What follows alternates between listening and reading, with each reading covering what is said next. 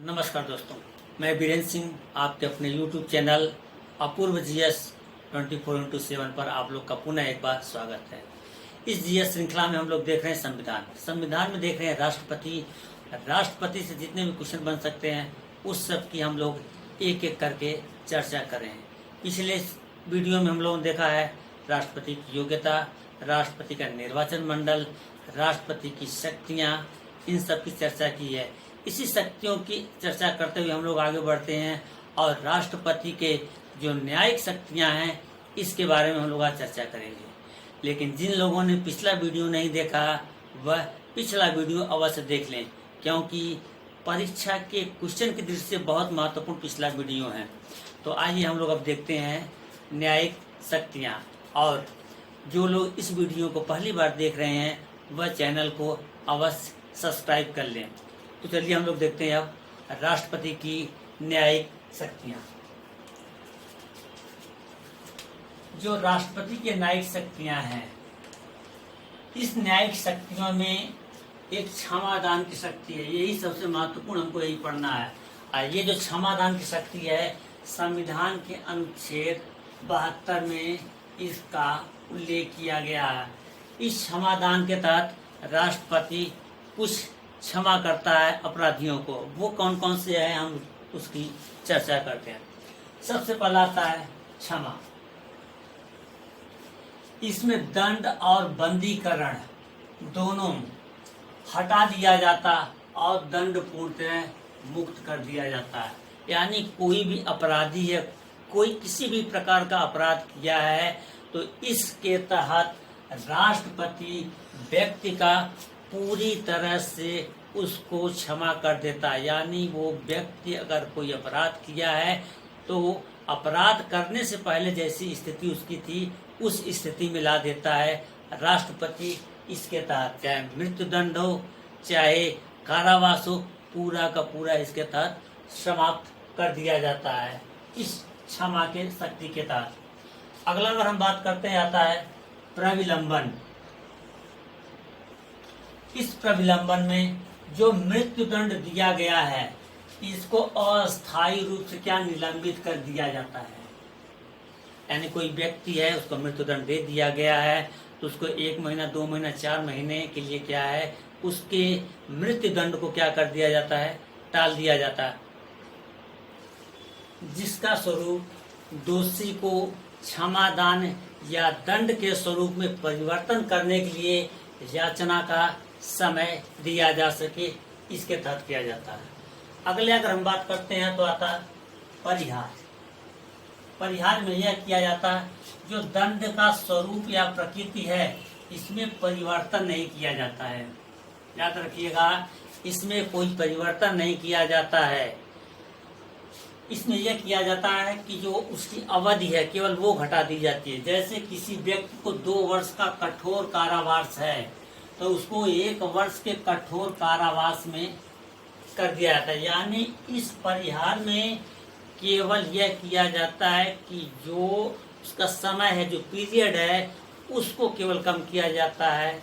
महीना, साल या इस तरह से केवल कम कर दिया जाता है। लेकिन प्रकृति उसकी जो है, उसका स्वरूप है, वो परिवर्तन नहीं किया जाता। अगर कठोर है तो कठोर ही इसकी सजा होगी, केवल समय कम कर दिया जाता है। अगला अगर हम बात करते हैं तो लघुकरण। इस लघुकरण में ये किया जाता है कि ये दंड का जो स्वरूप है, प्रकृति है, बदल कर इसमें कम करना होता है। ये जो स्वरूप इसका, इसको बदल दिया जाता है और इसमें यह किया जाता है कि जो 2 वर्ष का कठोर कारावास है तो उसको 1 वर्ष के साधारण कारावास में बदल दिया जाता है। यानी इसके प्रकृति में भी संशोधन किया जाता है और इसके समय में भी संशोधन किया जाता है। यानी 2 वर्ष का कठोर कारावास है तो उसको 1 वर्ष के साधारण कारावास में तब्दील कर दिया जाता है। अब देखते हैं हम इसके आगे वाला आता है विराम। इस विराम में यह होता है कि कुछ विशेष परिस्थितियां होती हैं, इसमें इसके स्वरूप और इसके समय में कमी की जाती है। ऐसी स्वरूप, ऐसा परिस्थितियां कब होती है, जैसे कोई गर्भवती स्त्री है तो उसको कठोर कारावास से साधारण कारावास में और समय भी उसका कम कर दिया जाता है। इसी तरह से कोई और भी व्यक्ति हो सकता है। अब इसके बाद अगर हम बात करते हैं, ये तो हो गया आपका समाधान। इसके अलावा कोई दंड दिया गया है, लेकिन कैसा है, वो सेना न्यायालय द्वारा दिया गया है, तो ऐसे दंड को भी राष्ट्रपति माफ कर सकता है। दोस्तों, हम जानते हैं कि संविधान के अनुच्छेद 50 में कार्यपालिका और न्यायपालिका को पृथक कर दिया गया है। राष्ट्रपति को बहुत ज्यादा अधिकार इसमें नहीं है, लेकिन फिर भी कुछ ऐसे अधिकार दिए गए हैं राष्ट्रपति को जो वह कर सकता है। जैसे हम बात करते हैं संविधान का अनुच्छेद 143। संविधान के 143 के तहत अगर हम बात करते हैं, तो जो राष्ट्रपति है यह उच्चतम न्यायालय के न्यायाधीश से परामर्श ले सकता है, यानी परामर्श की शक्ति है अनुच्छेद 143 के तहत। यह परामर्श राष्ट्रपति मानने के लिए बाध्य नहीं है, वह सलाह मान भी सकता है और सलाह नहीं मान सकता है। इसी तरह जो आपका उच्चतम न्यायालय का न्यायाधीश है वह सलाह दे भी सकता है और सलाह देने के लिए मना भी कर सकता है। तो इसमें दोनों परिस्थितियों में दोनों स्वतंत्र होते हैं। आगे अगर हम बात करते हैं, तो एससी सुप्रीम कोर्ट और एससी हाई कोर्ट, उच्च न्यायालय और उच्चतम न्यायालय। उच्चतम न्यायालय में अनुच्छेद 124 के तहत तथा उच्च न्यायालय में 117 के तहत न्यायाधीशों, माफ करिएगा 117 ने बल्कि 217 के तहत जो न्यायाधीशों की नियुक्ति होती है, इसका अधिकार राष्ट्रपति के पास विद्यमान है। ये तो राष्ट्रपति की न्यायिक शक्तियां हो गई या क्षमादान से संबंधित शक्तियां हो गई।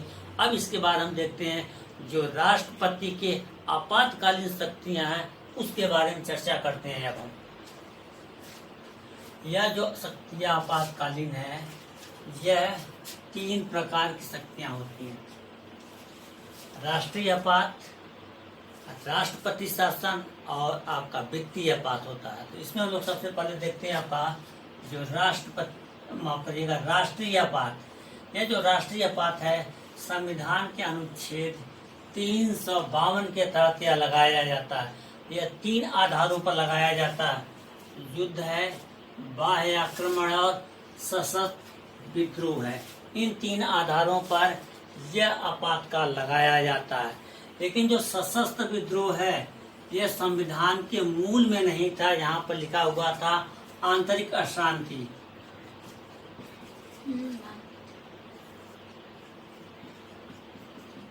यहाँ पर आंतरिक अशांति था, इसी का लाभ उठा के इंदिरा गांधी ने तीसरा बार लगाया था। लेकिन जब संविधान का 44वां संशोधन किया जाता है, इसमें शब्द जोड़ दिया जाता है कि यह सशस्त्र विद्रोह होगा तभी यह लगाया जाएगा। यह राष्ट्रपति की विवेकी शक्तियां नहीं है, बल्कि यह मंत्रिमंडल के लिखित सहमति से लगाया जा सकता है। ठीक उसी तरह से जिस प्रकार राष्ट्रपति की क्षमादान शक्तियां विवेकी नहीं है, वह भी मंत्रिमंडल के लिखित सलाह पर वह क्षमादान करता है, उसी तरह यह भी क्या है, मंत्रिमंडल की लिखित सहमति पर यह किया जाता है। जब यह लगाया जाता है तो 1 माह के अंदर इसको संसद द्वारा अनुमोदन किया जाता है। अगर संसद द्वारा 1 महीने के अंदर पास नहीं किया जाता है तो 1 महीने के बाद यह समाप्त हो जाएगा। और जब 1 महीने के अंदर संसद द्वारा अनुमोदन कर दिया जाता है, तब यह 6 महीने तक लागू रह सकती है। यानी एक बार संसद अनुमोदन कर देती है, तब यह राष्ट्रीय आपात 6 महीने तक लागू रहती है। लेकिन 6 महीने करके इसको आगे भी बढ़ाया जाता है। अब यह जो राष्ट्रीय आपात है 3 बार देश में लागू हुआ है। सबसे पहले लागू होता है 1962 में, जब चाइना ने भारत पर आक्रमण किया था, उस समय लगाया गया था। दूसरी बार 1971 में लगाया गया, जब पाकिस्तान ने भारत पर आक्रमण किया, उस समय लगाया गया था। और तीसरी बार जो लगाया गया 1975 में, यह आंतरिक अशांति के आधार पर लगाया गया है, जो इंदिरा गांधी द्वारा 1975 में लगाया गया था। अब हम देखते हैं जो राष्ट्रपति शासन है उसके विषय में। जो राष्ट्रपति शासन लगाया जाता है राष्ट्रपति द्वारा, वह संविधान के अनुच्छेद 356 द्वारा लगाया जाता है। इसमें जब राज्य का संवैधानिक शासन द्वारा नहीं चलाया जाता है और इसके राज्यपाल अपना प्रतिवेदन लगाता है कि राज्य में संवैधानिक तंत्र विफल हो गया, अतः राज्य में राष्ट्रपति शासन लगाया जाए।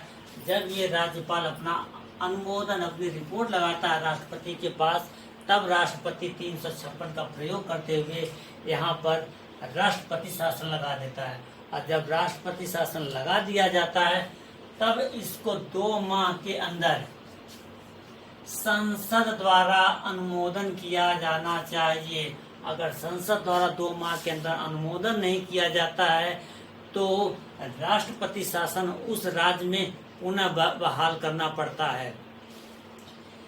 और एक बार में जब ये लगता है राष्ट्रपति शासन तो 6 माह तक चलती है। और 6 माह से अगर बढ़ाना पड़ता है तो पुनः उसमें संशोधन करता है, लेकिन ये अधिकतम कुल 3 वर्ष तक लगाया जा सकता है। यानी 3 वर्ष से अधिक यह नहीं लगाया जा सकता है। और 3 वर्ष से अधिक अगर राष्ट्रपति शासन लगाना भी है तो संविधान में हमको संशोधन करना पड़ता है, तब 3 साल से आगे हम राष्ट्रपति शासन लगा सकते हैं। इसके बाद हम देखते आता है वित्तीय अपराध। यह जो वित्तीय अपराध है अनुच्छेद 360 के तहत लगाया गया है। हाँ, एक बात और दोस्तों, जो राष्ट्रपति शासन लगाया गया है अभी 125 यानी 125 से ज्यादा बार राज्यों में लगाया जा चुका है। और जो वित्तीय अपराध है यह अभी तक एक बार भी देश में नहीं लगाया गया है। यह राष्ट्रपति भारत या भारत के किसी भी हिस्से में, यानी पूरे संपूर्ण भारत में लगा सकता है, या किसी स्टेट या किसी भी छोटे से एरिया में यह लगाया जा सकता है। और यह जब लगाया जाता है तो इसे संसद में 2 माह के अंदर क्या करना पड़ता है, पारित करना पड़ता है, नहीं तो 2 माह के बाद यह समाप्त हो जाता है। इस प्रकार हम लोगों ने राष्ट्रपति की न्यायिक शक्तियां और राष्ट्रपति की आपातकालीन शक्तियों के विषय में चर्चा की। जितने भी एग्जाम के दृष्टि से क्वेश्चन बन सकते हैं, यहाँ से हम लोग चर्चा करने की पूरी कोशिश की है। इससे बाहर आपका कहीं क्वेश्चन नहीं जाएगा। और 2 बार वीडियो देखेंगे तो स्पष्ट समझ में आ जाएगा आप लोग को। और जो इस वीडियो को पहली बार देख रहे हैं वह चैनल को लाइक सब्सक्राइब जरूर कर लेंगे। और पूरा वीडियो देखने के लिए सभी लोगों का धन्यवाद।